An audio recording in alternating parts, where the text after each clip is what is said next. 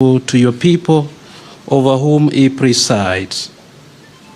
Let the light of your divine wisdom direct all men and women who will be involved with our electoral process, and shine forth in all these processes all that will promote national happiness, preserve peace, good governance, and continue to bring us blessings of liberty and equality. We pray for leaders in both the three arms of government, members of the executive, the legislature, the judiciary, all the members of the opposition, elected civil officials, and all others who are entrusted to guard our political welfare. May they be enabled by your powerful protection to discharge their duties with honesty and ability. We likewise commend to your unbounded mercy all citizens of this beautiful nation, that we be blessed in the knowledge and sanctified in the observance of your holy laws, and that we may constantly participate in the civic duty in a special way, the electoral process in which this new law will facilitate. In all we do as a nation, we ask you, Lord, may we be preserved in union, and that peace which the world cannot give, and after enjoying the blessings of this life, we may be admitted to those which are eternal. We pray to you, who are Lord and God, forever and ever. In the name of the Father, and of the Son, and of the Holy Spirit. So, Your Excellency, you may kindly take your seat. Your Excellency, the President, Your Excellency, the Deputy President, the Prime Cabinet Secretary, the leadership of both Houses of Parliament, the former Prime Minister, the former Vice President, all leaders present, distinguished ladies and gentlemen. This state ceremony is convened pursuant to Article 115 of the Constitution for the Presidential Assent of the Independent Electoral and Boundaries Commission Amendment Bill, National Assembly Bill number 10 of 2024. The bill was considered and passed by both Houses of Parliament, with the Senate granting its seal of approval on 17th June 2024, followed by the National Assembly on 20th June 2024. The bill establishes a roadmap for kick-starting the process of recruitment of the chairperson and members of the Independent Electoral and Boundaries Commission. Additionally, the bill expands the criteria for eligibility to serve as members of the Commission by adding expertise in accounting or information and communication technology to the existing professional qualification, which include electoral affairs, management, finance, governance, public administration, and law.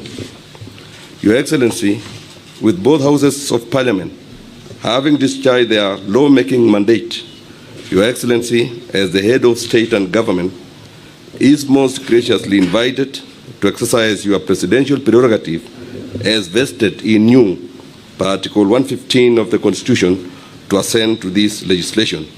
Your Excellency, sir, permit me to now invite the Clerk of the National Assembly to convey the vellum copies of the bill for Your Excellency's presidential assent. The Clerk.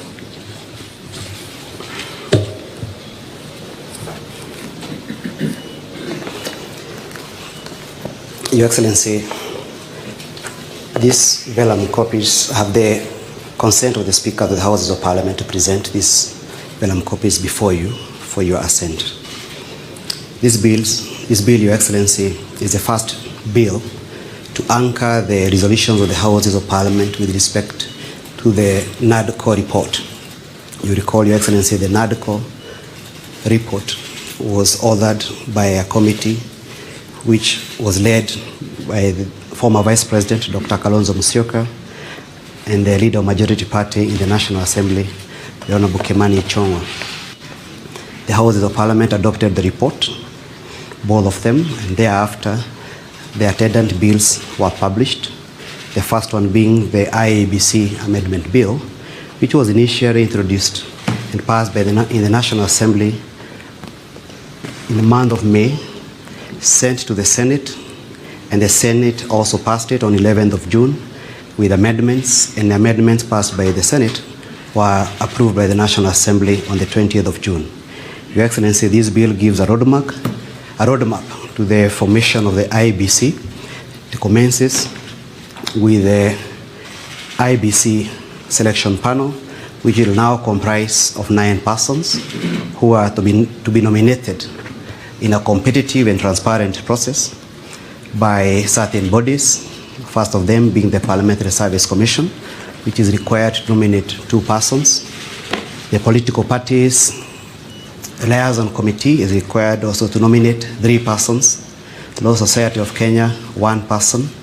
Is 1 person to be nominated by the ICPAC, and 2 persons to be nominated by the Interreligious Council.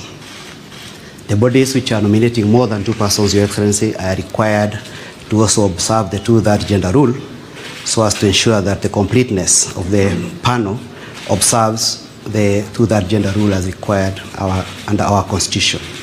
The bill, Your Excellency, also amends certain provisions relating to the term of the Secretary to the Commission, giving the Secretary a term of 4 years renewable once. Your Excellency, the bill also amends certain provisions relating to facilitation of IEBC with respect to its role on delimitation of boundaries, Your Excellency. Allow me to join the rest. Thank you. Thank you. So, Your Excellency, Article 135 of the Constitution requires every presidential action to be under the hand and seal of the President. Sir, permit me now to invite you to affix the public seal of the Republic or the statute. Welcome, Your Excellency.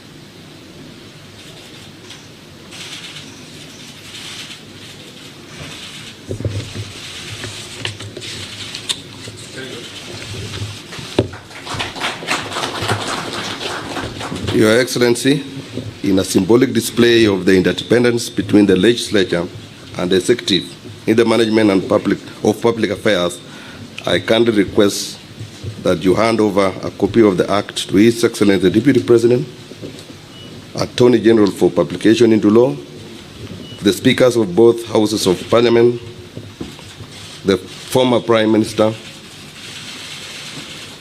the former Vice President, as well as to the leadership of both houses from the majority and minority parties.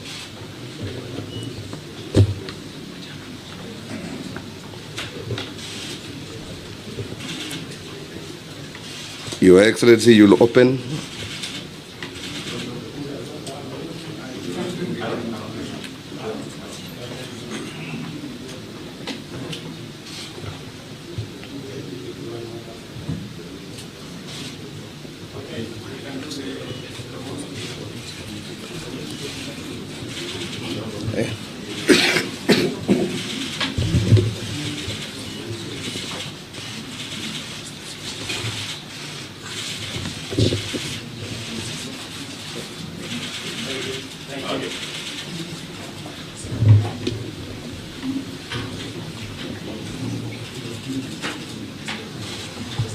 Your Excellency, you are most graciously invited to make a few remarks. I thank you, Your Excellency.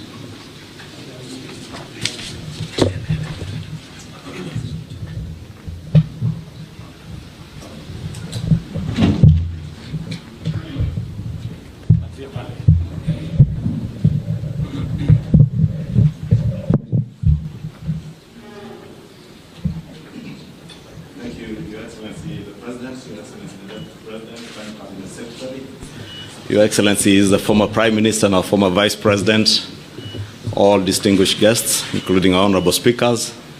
Your Excellency, your assent to the IEBC Amendment Bill, being the first of the National Dialogue Committee report bills, one of the 9 bills, Your Excellency, marks the beginning of a very important process to our country in the reconstitution of a new IEBC Commission. Your Excellency, let me take this opportunity to assure you and the country that all the other 8 bills that emanated from the NADCO report are in process in both houses. We had divided the bills between the 2 houses of Parliament, and I want to give all of you assurances of both houses that we shall expedite in the processing of these bills with top priority.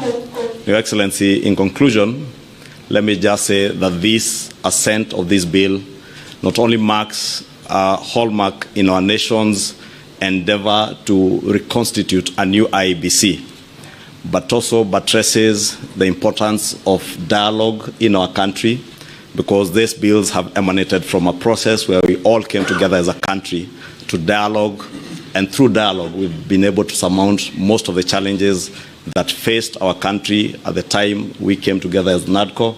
And I am certain, Your Excellency, even now and moving forward, this signifies that new move that through dialogue we can talk to each other and be able to surmount all the challenges that bedevil our country. With those few remarks, Your Excellency, allow me to invite my co-chair, our former Vice President, who co-chaired with me the NADCO process, to give his brief remarks.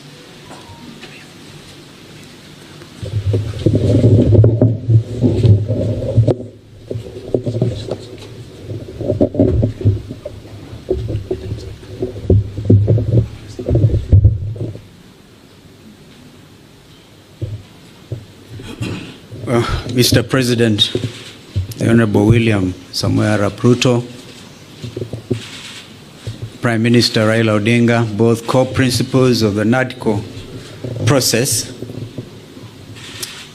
ladies and gentlemen, I didn't find it easy to come in here this morning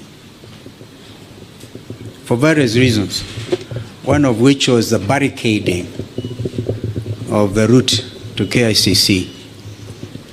But I must thank the organizers for having brought it to KICC, because if it was a State House, Mr. President, it would even have been a little harder. The reason is simple. Our country is at a crossroads.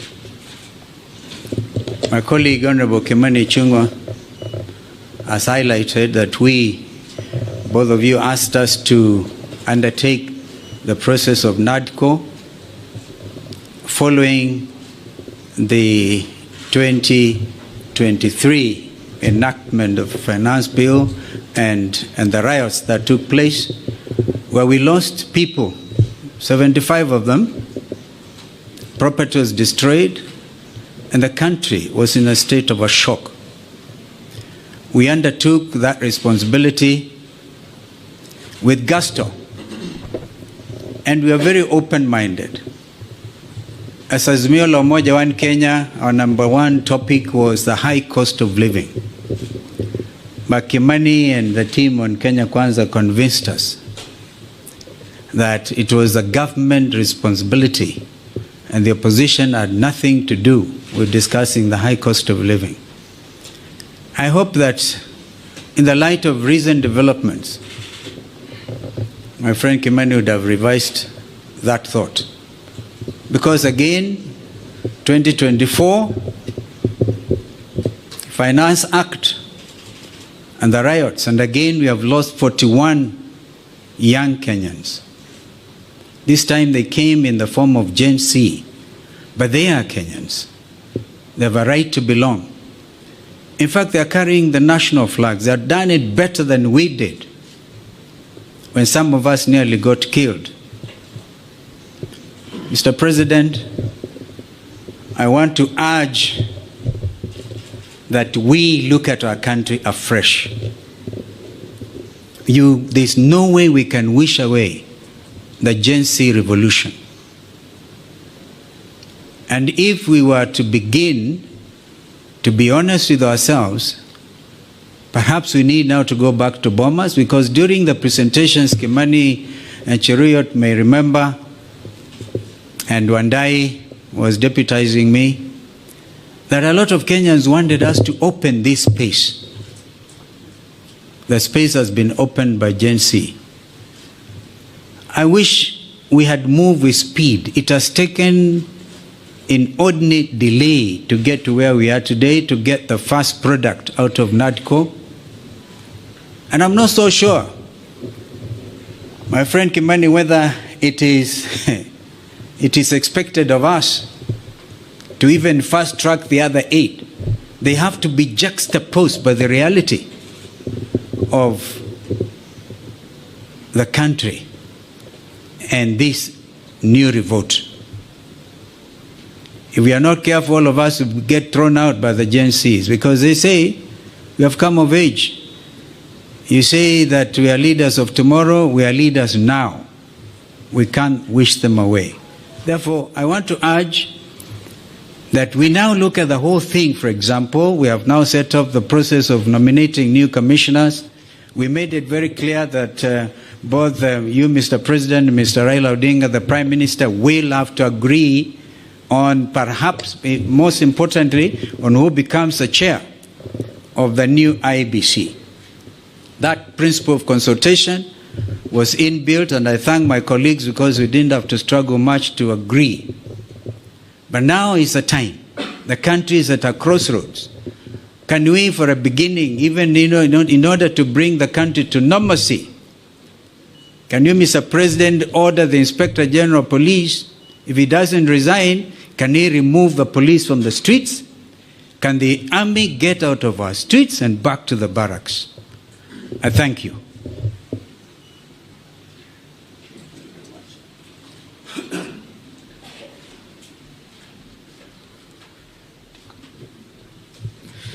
Thank you, Your Excellency, former Vice President.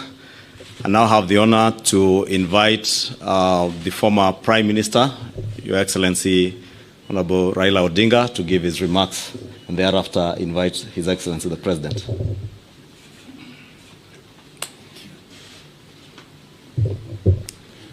Your Excellency, my brother President William Samoei Ruto, all distinguished ladies and gentlemen who are here this morning, we have come here today for a very solemn occasion. And I'm happy that this function has been arranged to take place here at KICC. As my colleague Stephen Kalonzo Musyoka said, we are at a crossroads as a country. And times like this requires leadership, the country to move forward. What we are doing today is a culmination of a process that began sometime last year when President Olusegun Obasanjo came to mediate and the conflict that was raging on at that time. We agreed when we sat together, myself and Brother William Ruto, that we would follow the route of dialogue. And that is the reason why NADCO was set up. NADCO then proceeded to dialogue and ended up with a very voluminous report which has contained some very fundamental recommendations. This bill that has now been signed into the law today is just one of those.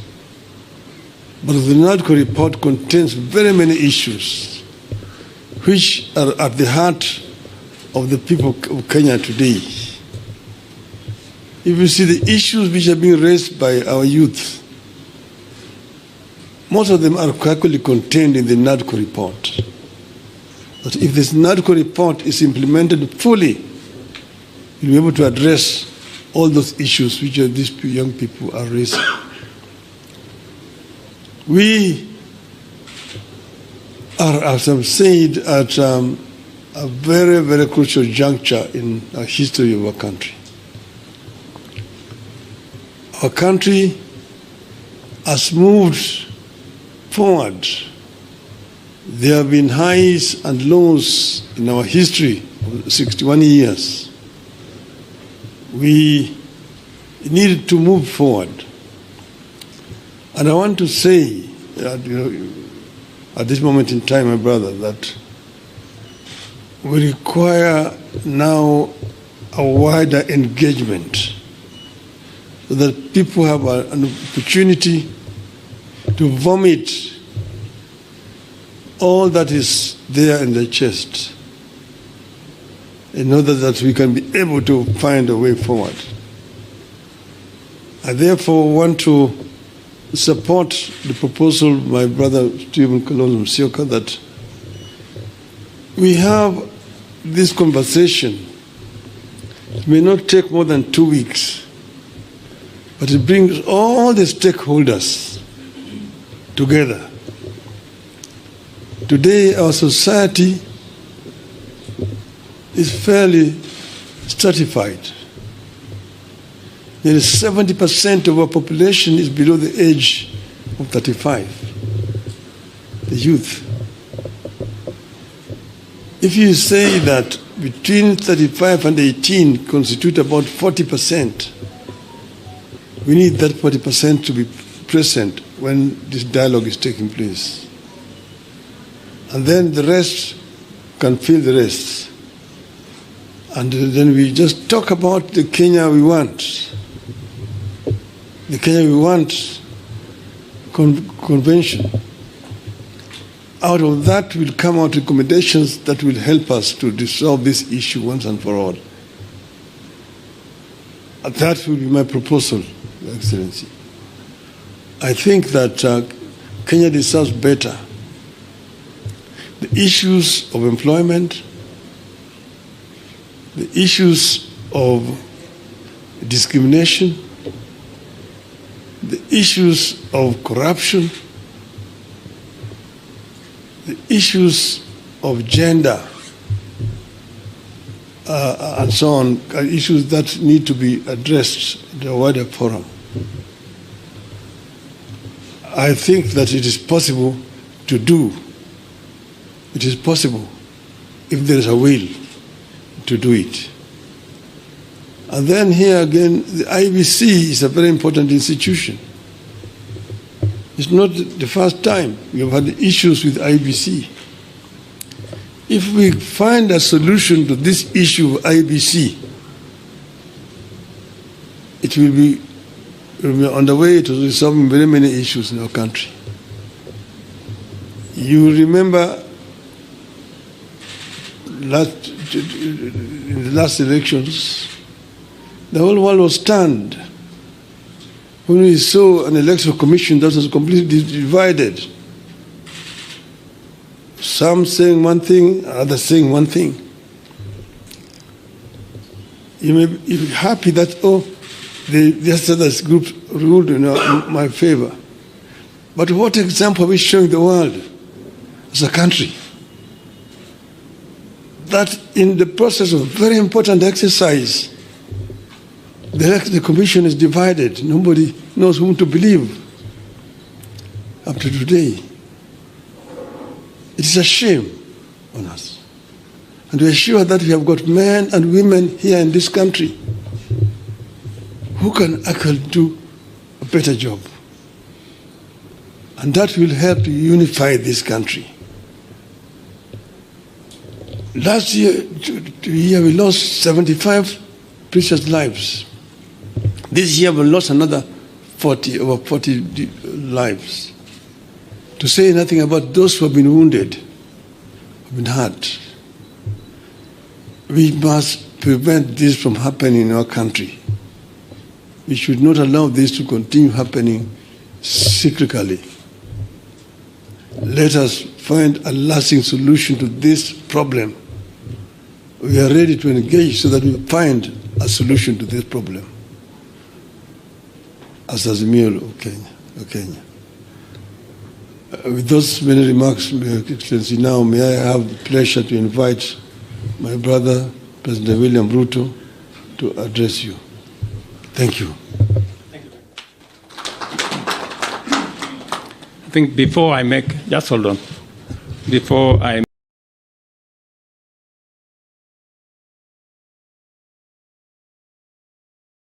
some remarks, I have listened very carefully to the leaders who spoke as it should be. But let me ask my deputy to make a few remarks so that I can conclude. Mr. Deputy President. Your Excellency, our President, Dr. William Ruto, Your Excellency, the former Prime Minister, Your Excellency, the former Vice President, the leadership of our two houses, members of the executive, and the press. Your Excellency, this is a great morning for this country because the constitution of the IEBC is a great step for our democracy. I want to thank you for the leadership that you have accorded this country in difficult times, and you are acceding to have the report that was bipartisan is a great step in the right direction in this country. In the situation we are in, we want to call upon the people of Kenya that violence begets violence. Now that the President has accepted to have a discussion with our young population, with our leaders, we call upon the people of Kenya to give dialogue a chance, to give consultation a chance, get off the streets, stay away from destruction of property, because Kenya is greater than all of us. And I think, Your Excellency, you have the capacity to lead us in that direction where there is consultation and all Kenyans are able to agree on the way forward. With those few remarks, it's my duty to ask Your Excellency to address the country. Thank you. Thank you. Thank you, Mr. Deputy President.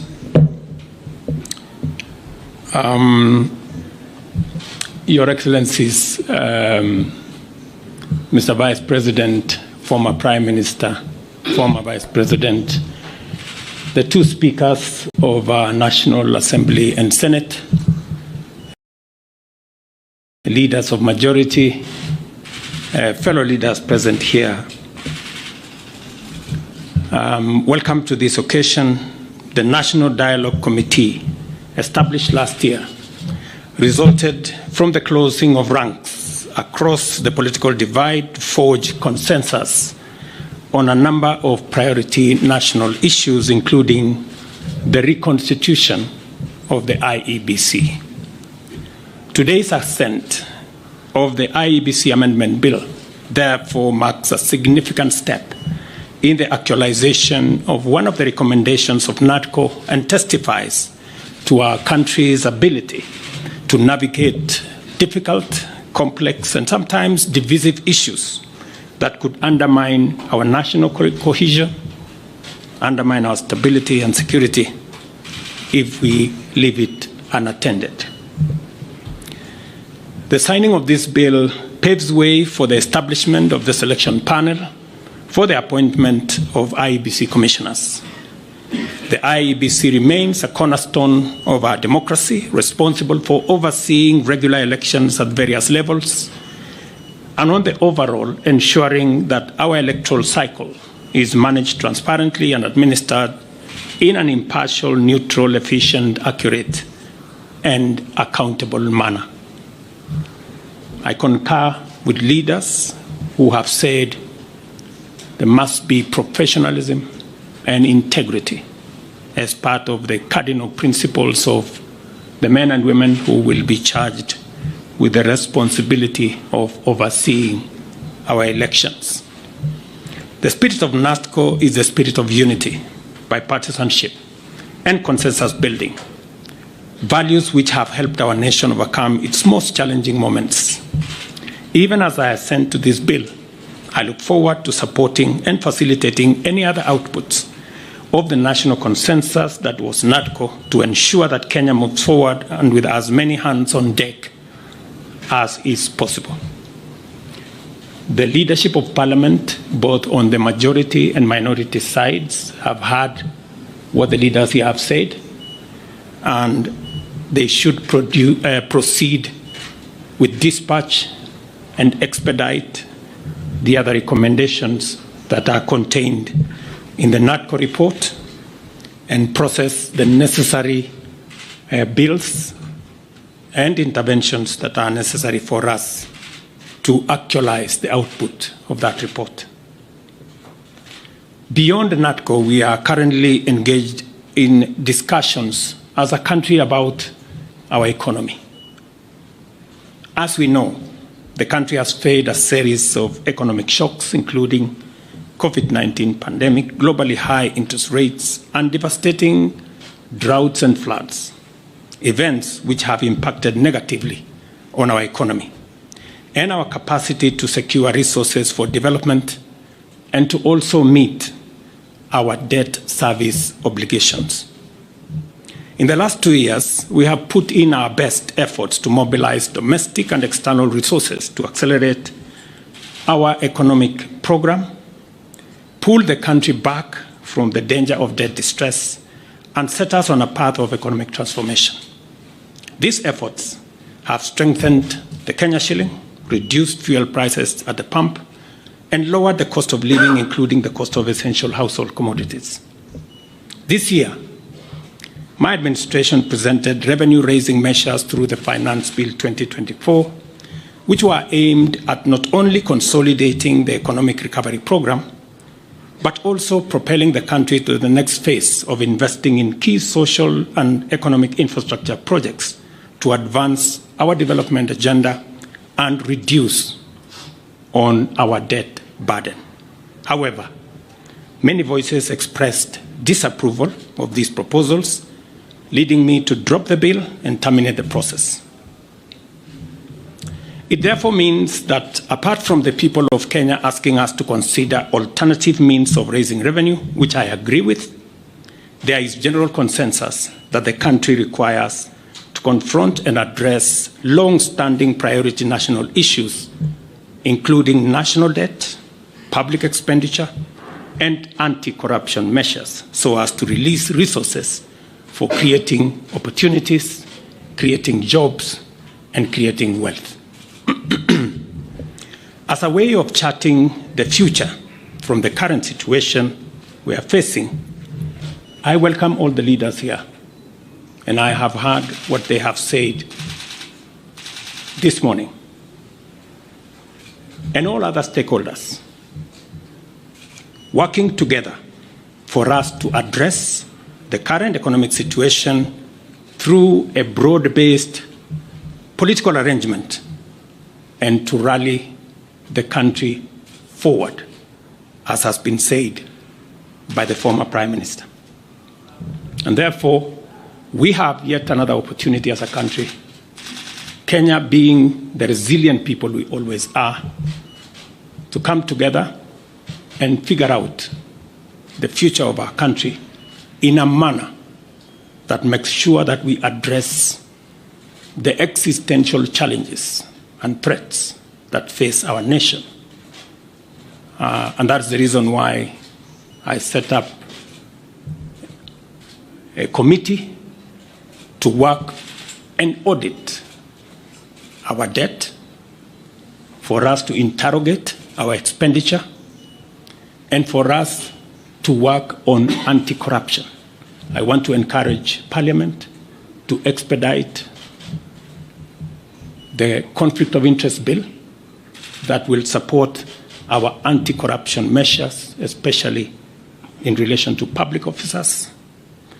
And I am hopeful that these are some of the conversations that we will be engaged in going forward.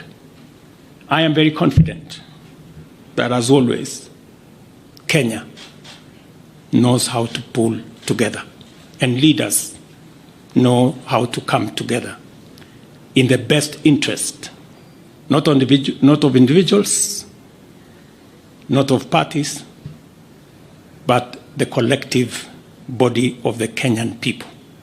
And I look forward to working with leaders, as I have said,